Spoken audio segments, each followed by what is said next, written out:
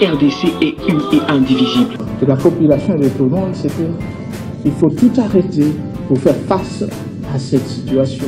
Et que nous ferons de cette terre richement bénie un réel havre de paix, de prospérité et de progrès social.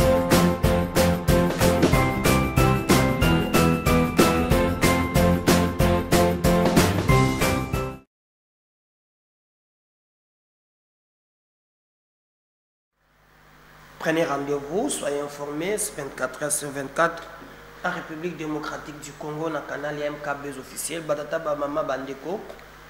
Merci. Moi, je suis mais Kolo Azongi Sibiso na Makasi. Tozongi na Bitando pona ko beta masolo, to ko beta masolo lelo parce que actualité ezali ko obligé. Merci na Bandeko Nyonso.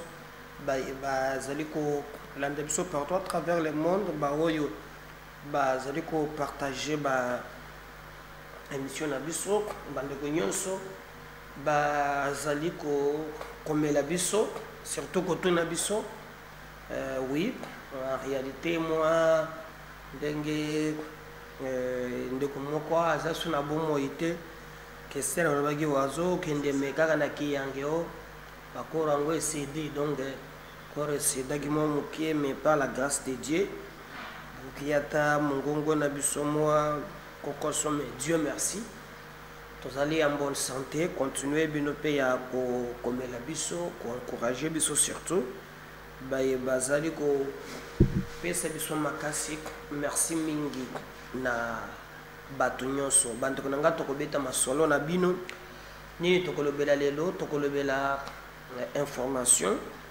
oyo ezali koleka awa gouvernement ezobimate nini ezali na blocage ya gouvernement ebimate po bato balobi me bato bazozika lobilu 90 bato bazo comprendre te pourquoi gouvernement ezobimate nyonso bokoyeba ngo na émission ya mokolo ya lelo bazali ko indexer shole balobi me shole boni boni likambo ya malanga alati yango boy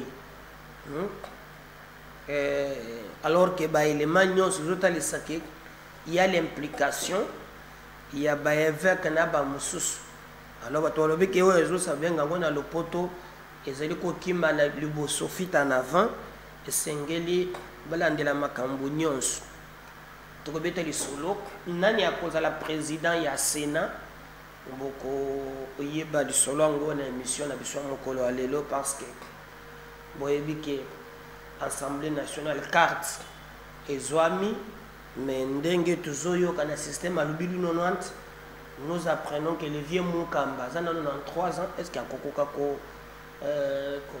kamba débat vieux Mukamba asali exploit azali député mais baili rien na Équateur nationalisme le bagangwan donc hier au président d'âge azana Sénat azana 87 ce que azana 93 donc le système a le but 90 est-ce que et l'autre ici comment il s'appelle encore Samalukonde yepe nakoloba akozala lisusu nyonso wana eyebanite me nyonso bokoyeba ngo na émission ya mokolo ya lelo mava tokoma na kodévelopper ba sujet nyonso wana nalingi toleka quand même quelques grandes lignes oyo esengeli boyeba makambo akoleka na mboka na bino. Ali Kassi, le vice-premier ministre, ministre de la Défense, Jean-Pierre Bemba Gombo, a lancé lundi 27 mai les travaux de construction d'un complexe industriel de la défense, une infrastructure d'Afridex africaine d'explosifs, partenaire de l'armée congolaise. Par conséquent, des emplois seront créés en faveur des citoyens de la ville de Likasi. Donc, Jean-Pierre Bemba Gombo zali vraiment na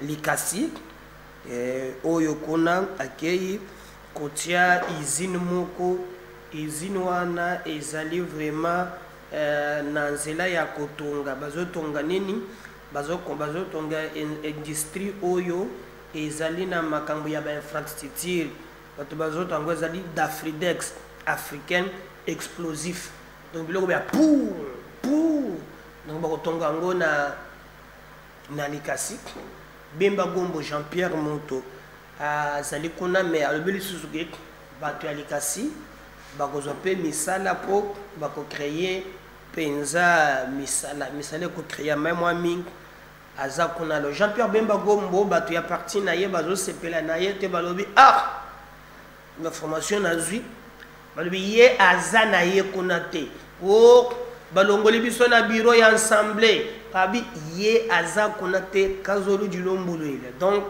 moi bunda match kwata di ndazo bet alors bato pata balimi comment biso lukola MLC to zo ki membre na bureau ya assemblée nationale Caroline Makalele Salami Batala Boye Caroline a sauté balobi ezali likambo mabe makasi batre balobi Bemba zo bunda correctement te yepe azagaka makambo na ye ya kozala concentré na faci beto na ye ye wana ke kotonga industrie alors soyo monique yo montozoko ubimina kana mec soyo kote simonto na bureau pour hier a concentré na ba makambo na ye bele ndenge basalele na faci alors bato ya MLC balobi Bemba maintenant c'est plus lui que le MLC ni bato lobi toko tala yango bolimbisa biso tozana moi kosoko sumuke alors Bemba donc azana ye kona bato ya parti na ye bazali komona ke manso azali kolika ezali ko cadrer te n'intérêt ya MLC retenez que bureau et salamaki bato nyonso bategalaki intact même celui qui est rapporteur aujourd'hui azalaki na kati ya MLC d'ailleurs akomaka vice-président ya CENI professeur Jacques Ndioli akomaka vice-président ya CENI toujours na compte ya Jean-Pierre Bemba Gombo maintenant professeur Jacques Ndioli aza na compte ya ANB biloko ya premier ministre Sama Lukonde na Guy Luando nde bataki mbodi na bango nde vie abimeli na ye kuna na système ya lobilu 90 donc azali susu na cadre wana teme ndeko ya Bemba Caroline ye azui mokato a se retrouver na ba biloko wana ata mokete Vital Kamerhe azotia pression na o etali kambu ya gouvernement l'Assemblée nationale se décharge de la responsabilité du blocage de la nomination, de la publication et de l'investiture du gouvernement. Pour ce faire, la Chambre basse du Parlement classe l'investiture du gouvernement parmi ses priorités en premier lieu. Donc, selon Bango, na niveau ya Chambre basse, Bango balobi peuple congolais aya kolobate o biso to bloquer gouvernement biso comme parlement matière na biso ya liboso investiture ya gouvernement bo pensa biso gouvernement et que biso assemblée to installer yango parce que le premier ministre azalaka responsable devant le parlement dans le sens où c'est lui qui pilote l'action gouvernementale, c'est lui qui défend projet wana programme wana liboso il y a parlement l'Assemblée nationale. Alors c'est ce qui fait que ce que le premier ministre a ya kanaba membre nyonso ya gouvernement. Alors kamere lo kanyangi ni kingi mobali ya tu ya mama midalobi biso tozali na biso prêt pour investir au gouvernement. Alors tozali na biso sans un problème. Alors ceux qui bango baza prêt ce koyo nini ezali ko empêcher pour le gouvernement et chairman en place yango nde to kofandela lelo po esengeli boyeba yango. Pourquoi gouvernement ezobimate jusqu'aujourd'hui? Bato bayovokaki makambo ya Sénégal, bato bayovokaki boye, alors que situation ezokoma na ndenge ya bibilu note, mais awa bato bazali confronter mako balubi, mais c'est très grave. Alors na ba information tozi eza mibale. Première information, ezali moto azali kotia ba condition mingi, ezali baati lukwebo. Baati lukwebo parmi pour bazaba privilégié de la République, ezalaka mboso, ezalaka baati na ba musu balandani. Alors pona ye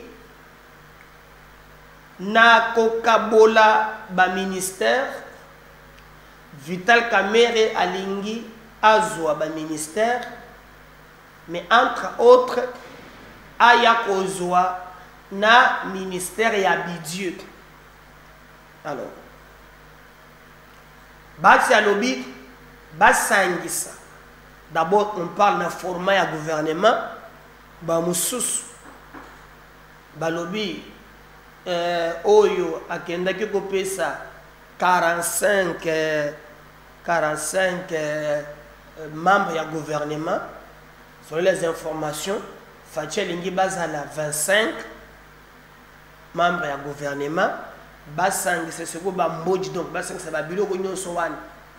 Alors, entre autres, Batulgo Bazo réclamé vice-premier ministre, ministre de l'économie, Basang, sa portefeuille, Basang, sa ngona bidji. Donc, Nyon Somi Satouana, Bapé Saye, parce que y a lobby, le président, il y a un regroupement.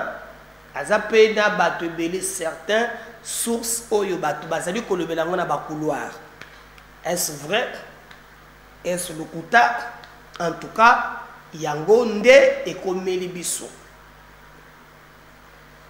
Mais est-ce que le président de la République a conduit Mayango? Ça bloque le gouvernement. Mon ami Balé Ezali Vital Kamerhe lo akanengini kingi alobi bokeba ngaza na parlement ngamutu na koisa ba ministre bopesa langa yanga ni michele déjà na poche, entre autres 5 ministres, vice-premier ministre. Il veut garder le budget. En dehors de cela, comme il y a 30 députés, 34, Alingiba Pesaye, 3 postes. Moko vice-premier ministre, Moko ministre d'État, Moko ministre simple, na vice-ministre.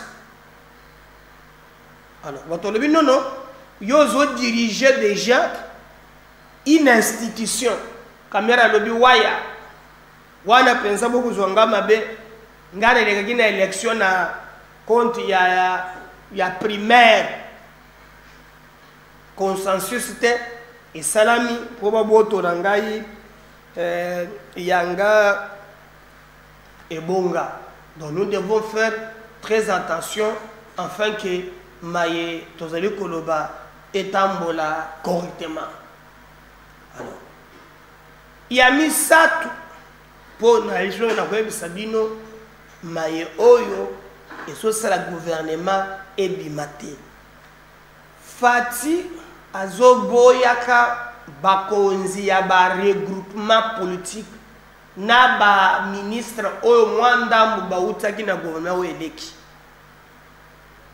na ngambo mosusu bango pe balobi jamais biso to bondi biso to sali mosala to konjima te ke lelo balongola biso na cadre wana pototika na kaka boye wana ekoleka ata mukete. Alors na côté mosusu to yoka que non, malgré l'insistance du président de la République, bakonzi ya ba regroupement bakozala kaka na kati. Donc bayeba komela kingai, bayeba tuna kingai, boyoka pourquoi gouvernement zo mais na lobby Les lots toza mokolo ya mardi. MKBs officiels, tozo bunda, tozo information. J'ai fait cette émission peut-être le 10h. Peut-être le temps est en ligne, peut-être 12h, 12h. C'est pas probable si notre source, la présidence, n'a confirmé, ça peut toujours changer que les lots mardi, le gouvernement est cobim. Parce que Fatih Moukazou Makambo dans ma bouche. Et ça fait perdre le temps. Donc nous sommes allés que ba obino bengi communauté internationale. Nanga na bato na ye balobi bango pe sengeli batinda mutu na bango azala pe na gouvernement. Mutu pe mokote bazala pe na bande ko mususu. O bakoza na ngambo na bango bakota pe na gouvernement oyo kobima. Lui to bumi pe mingi. Hein? Bokote ka makela ba congolais kaka boitisa toujours trophée. Hein? Ndeto bomi bo pese biso quand même mérite ya ko boma ba congolais ko sasa bango tokota gouvernement. Na ba source mususu selon bango Tezwana ezali même soutenu par la communauté internationale. Pour le mbobo mi pendambu, hein? Borate pe coup d'état pour makambozo tambola bien. Quelqu'un même dit, tu vois par exemple, pour malanga kende na Rome, Rome, États-Unis, ba soutenir na Italie na pouvoir ya Rome. Yango bomoni bakametsuko na baye na ngoboye. Si on a un bon bunda na ameka ko bongisa e komi trop tard. Mais makambo les gars qui ndenge bon mona kiwana. Les gens n'ont pas compris comment les choses ont évolué, comment makambo tamboli, comment nyonso wana to komona ngo na mikolo misali ko ya mebo retenir d'emblée que non ezana ba biloko mususu oyo ezali ko loba mamena ba mindele ezana passe. Pour la bangope, sengeli bananga va faire partir na gouvernement oyo kochama en place. Alors, est-ce que mindele va proposer sur les Cambouana, tonji mangoti na suka en tout cas et kozala bobulu mingi.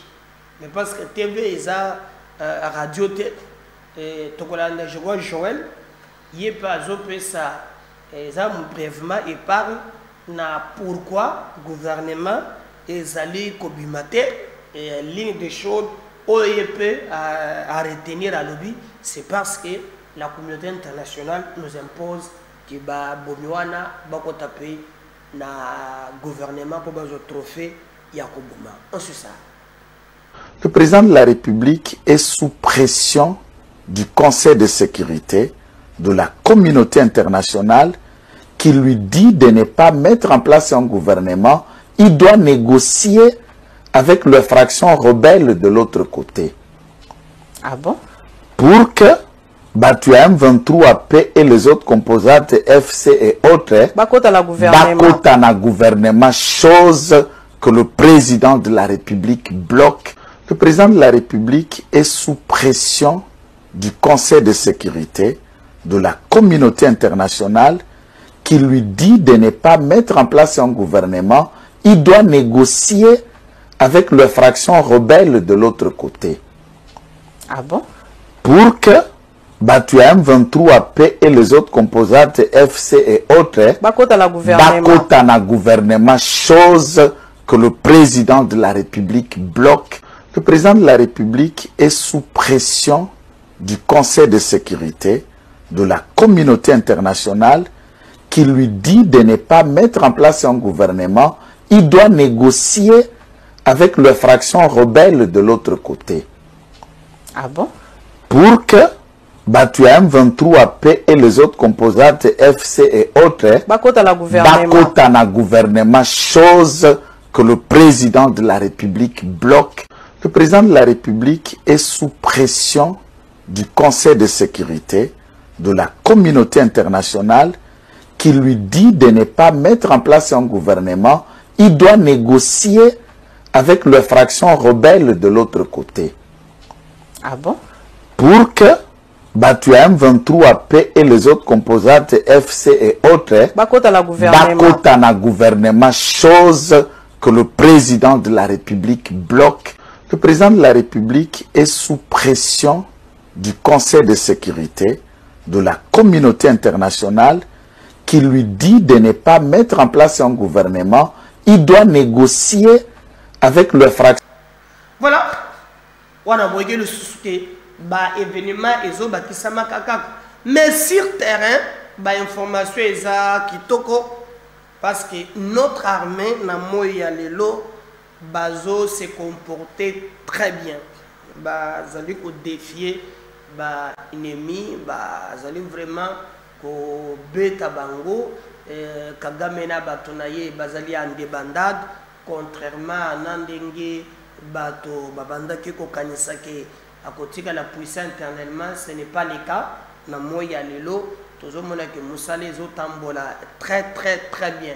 Bravo na ba mapinga na biso, mais nazo bandele le sous, nazo mona te mobilisation autour ya ba prouesse ya armée na biso, ndenge to monaka quand il s'agit ya ba to musus ba pesa ba éloge o bazo pesa ba dongolo miso to pe bandeko oyo bazo ko travailler na banguna nyoso. Mais cette fois-ci nous pensons que makambo ko changer, que notre peuple sengeli accompagner armée mon côté ekoki ko bebisa makambo ndenge to zali ko mona soki population azali simana yete.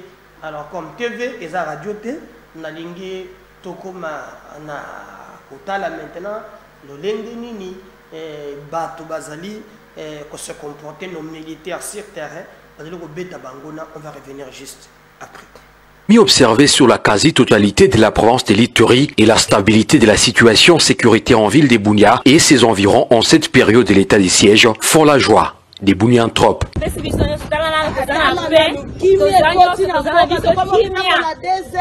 Merci papa. Nous sommes ici, latéralement à l'extrême nord de la commune de Chari, une zone il y a quelques temps insécurisée à cause de la présence remarquable de la milice FPIC. Aujourd'hui, dans ces coins, l'ombre du bon vivre n'est fait aucun doute. Cet espace de récréation au bord de la rivière Chari sert de cadre pour différentes célébrations des activités festives. Ce que les autorités de l'état du siège ont fait ici en Ituri et spécifiquement dans la ville de Bunia par rapport à la sécurité qu'il y a où nous sommes en train d'exploiter est formidable. Le mot manque pour déterminer à juste valeur ce que les autorités de l'état du siège ont fait. Regardez comment Bunia est en train de se transformer. La voirie impeccable. Pour arriver ici, à Chari, il y a peu de temps, ce n'était pas possible que nous puissions y arriver, non seulement pour la sécurité, mais aussi par rapport à l'infrastructure routière. Mais aujourd'hui, nous roulons sur des routes qui sont asphaltées, presque partout, même des bretelles d'avenir sont asphaltées. Coup de chapeau à l'état de siège. C'est le constat fait ce samedi 25 mai courant par les commandants des opérations et gouvernants militaires de l'Ituri, le lieutenant-général Lubuyonka Chamadjoni. C'était lors de sa marche d'endurance physique au fait fond de quartier périphérique de Bunia. Rappelons que le premier citoyen de la province de l'Ituri, depuis l'installation de l'état de siège, sillonne les rues et avenues du chef-lieu de l'Ituri, métamorphosé du nord au sud et de l'est à l'ouest, question d'entrer en contact physique sans protocole avec sa population en vue de connaître parfaitement tout Bunia.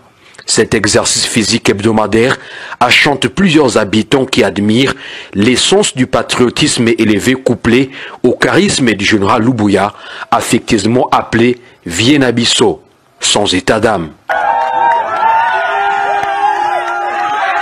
La situation sécuritaire en groupement de Djoupakanya ainsi que du groupement Angalde préoccupe au plus haut point le gouvernement de la République démocratique du Congo. Dans ces coins de l'Ituri, les autodéfenses du côté des Angalde et de civils en armée blanche du côté de Djoupakanya créent terreur et désolation au sein de la population il y a de cela quelques mois. Pour y remédier, une forte délégation de députés provinciaux originaires du territoire de Mayagi, conduite par le vice-ministre de la Défense nationale et des anciens combattants, Sierrandi, Adjalasiga, Kingili et Aoumba, pour l'honorable Sami Adubango Awoto. Les habitants doivent se désolidariser avec les ennemis de la paix et l'armée doit imposer la loi pour que les auteurs de ces attaques soient mis hors d'état de nuire. Nous sommes venus dans le cadre de pacification. Le problème est de part et d'autre. Notre mission est d'étouffer ce qui semble commencer. Donc nous ne devons pas blaguer avec quelques... Ça commence tout avec des armes blanches, après les armes blanches, ça devient les armes à feu, et puis après, c'est le chaos. Le message de ce notable qui incarne la politique iturienne à Kinshasa a trouvé un écho favorable auprès des forces vives. Nous ne devons pas nous regarder en face comme des ennemis, nous sommes des frères.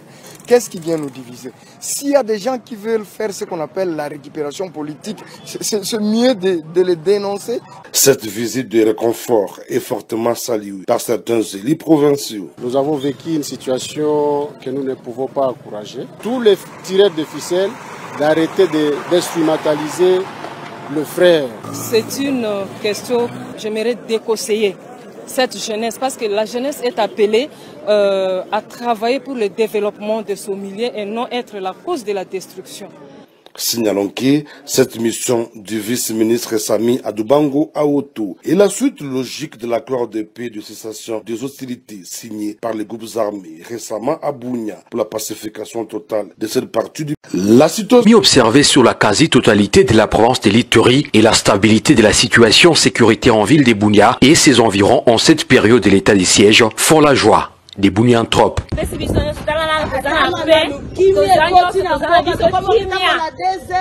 Merci papa. Nous sommes ici, latéralement à l'extrême nord de la commune de Chari, une zone il y a quelque temps insécurisée à cause de la présence remarquable de la milice FPIC. Aujourd'hui, dans ces coins, l'ombre du bon vivre n'est fait aucun doute. Cet espace de récréation au bord de la rivière Chari sert de cadre pour différentes célébrations des activités festives. Ce que les autorités de l'état de siège ont fait ici à Ituri et spécifiquement dans la ville de Bunia par rapport à la sécurité qu'il y a où nous sommes en train d'exploiter est formidable. Le mot manque pour déterminer à juste valeur ce que les autorités de l'état de siège ont fait. Regardez comment Bunia est en train de se transformer. La voirie impeccable. Pour arriver ici, à Chari, il y a... Voilà, j'espère qu'on a Bolandi, les exploits, il y a Menabiso sur terrain. Alors, tu vas aller comme mituna mingi parce que si maya biloko et les gars qui ont coup d'état raté, ils ont vraiment na déclaration où ils ont salima ébélé selon la source gouvernement République démocratique du Congo et boyi demande aux États-Unis à Sali pour États-Unis à sengi à dirigeance à lobby batinde la ye mwana ya malanga na chinois na américain comme chinois baya États-Unis à sambisa bango le gouvernement a lobby non moyen ba livrer bango ezate pour bazana na information mais oyebi que eza aussi bato bazo senga ba interpeller Chole parce que yé moto abimi pe na communiquer dans le sens ya ko pesa batu na ndenge mususu. Alors j'avais mis Israël Motomboki aujourd'hui aza vraiment menacé pour que aza menacé mukanda moko ebimaki wana o ya INPC wana bakabwani balobi jamais wana za papier torchon Israël a suspendu pour c'est ça qui est un mois mais INPC a bambié 6 mois. Alors musuba lobi wana za eloko moko selemela gina sima ya ministère ya finance bato telemega le ko na machine paka 6 mois ba rejeter yango.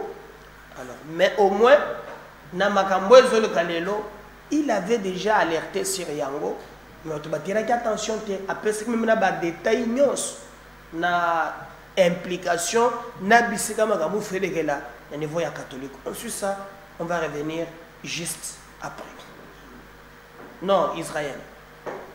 Quel est ce cadre de l'UDPS qui peut prendre le luxe il y a la télévision, à ça la vidéo, à l'obité, ngane nazabo na telemi, nazako défendre. Nazako loba Augustin Kabouya Zoyo Kangai. C'était il y a Guy Modianvita na pession bote place aux Alpes. Vous êtes content la lutte? Guy Modianvita, moi j'étais avec vous à Chilenge. Tant que tokenda ki pour na célébrer Molimo Etienne Tshisekedi. Olobaki na ngabo liboso ya batu. Un héros, on le sous-dévier le complot de l'ennemi. Ça ce n'est pas une prophétie, et une stratégie Oyo bato basali pour que va déstabiliser Mboka. Une grande réunion et salamaki les 4. Et salami awana gombe na se passe. Basali réunion wana na yebi bato ba participer à la réunion.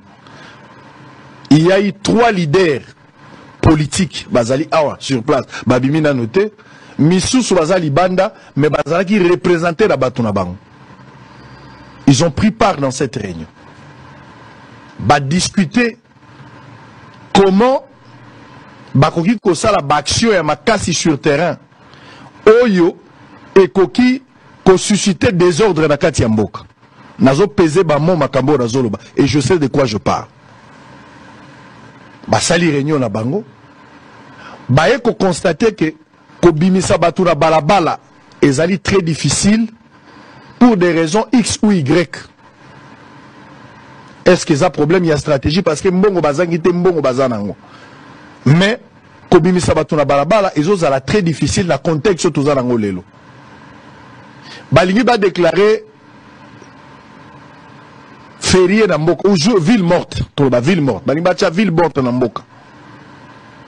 Mais place wape ba étudier na kati ya réunion ngo que par rapport à ville morte et koki ko zala paix difficile.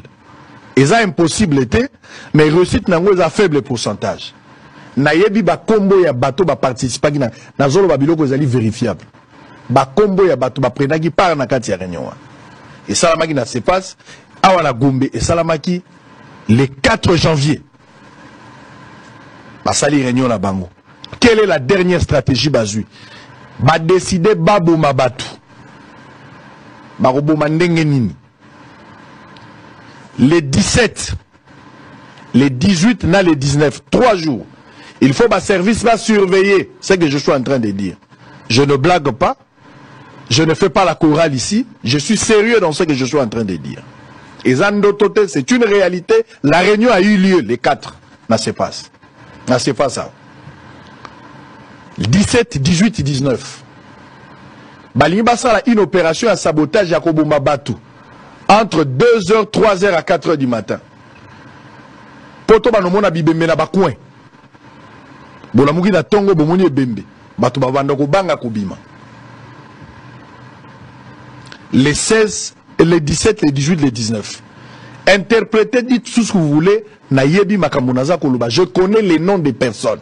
Peu importe taille, tout ce qu'ils font, ils sont. Moi, ça m'est égal. Ce que je vous dis, je suis sérieux. Ce sont des informations vérifiables. Et si les services m'invitent, je donnerai les noms des personnes. Mbongo oyo batie pour cette opération, ils ont $200,000. Ceux qui m'akabota bolaki malamu, lobby et les cas qui mbongo il fallait comment. Mais nous avons suivi les traces mbongo et comité lobby. Probable mbongo koma d'ici to koma week-end $200,000. Bato bazo exécuté yango. Il y a quelques politiques proches na bango mais baza ba soda ya kala. Ba prena qui peut par na kati ya réunion. Bazo la bango effectif ya police, bazo la bango effectif ya armée, ba disposition les limites ya notre police. Bango bato baye bango na appui pour leur expliquer ça. Ba roboma batu na tongo entre 2h, 3h, 4h. Na ba quartier msou bato ba rola na tongo ba kuti bibembe. Et qu'on crée somme, les gens auront du mal à sortir. Et surtout que dans la veille, il y a investiture, il y a Tshisekedi qui prête serment pour la seconde fois, il y a élection le 20 décembre, le 20 janvier, dans le stade des martyrs. Naza na makamba kobangi sabatute, naza koloba yango te pour faire du mal à un camp politique, mais nazolo banabino aux en opposition à la majorité, moi je m'en fous. Ah oui, zali kamuya mboka, batu ba comploter pour que batia désordre na mboka. Pour ba boma ba frère na bango ba congolais. Réunion salama ki les 4 nazo rappeler zaki na sepas, batu bazalaki na kati ya réunion na yebi bango. Ba politicien awa na Kinshasa, mi balé ya minene, ba prena qui part. Oyo misusu batikali ndambu ba na poto ndamba zali awa, ils ont été représentés na bato ba représenter ki bango na yebi ba kombo na bango. L'état ba service bazwa information au sérieux. Bon mon na eloko mususu na ba information na yo ki audio mususu ezo tambola. Bozo ko fi moko ba enlever, o ba enlèvement ezongi. Ezali pe moko ya ba stratégie ba arrêter ki na kati ya réunion. Ya ba enlèvement. Monsieur c'est que l'enlèvement est le kuta, monsieur l'enlèvement est solo mais pour créer psychose, pour batuba banga bali ba créer terreur. Pour na bango ndenge élection salami et que ça la 3 mois 6 mois. Il y aura du feu ici à Kinshasa et dans le pays. Et il doit y avoir un dialogue pour arranger les choses. Nazolo ba makambo ezali vérifiable, je le répète et je m'assume, les choses vérifiables. Bozo à disposition, ce n'est pas une prophétie.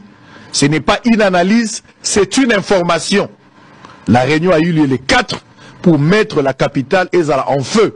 Et ce sont des politiques qui ont organisé cette réunion. Aucun journaliste n'a pris part dans cette réunion. Ma politique va représenter ma leader Nabango et 2 autres leaders sur place ici. Le montant pour cette opération, la première partie, est de $200 000 pour des jeunes qui doivent exécuter l'opération. Pour terminer cette petite mise au point, Baléopard. Mais maintenant qu'aujourd'hui, Salami, la plupart bazolo baté. Alors, est-ce qu'il y a le bagage le point que service babengaye?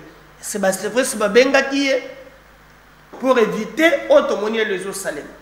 Vous voyez les obimate, makambozele, belé. On attend voir. On va revenir dans le deuxième numéro tout à l'heure. Tout bêtement solo moussous naba congolais. N'oubliez pas de vous abonner, de partager, surtout de recommander votre souper, de s'abonner. Merci. Bye.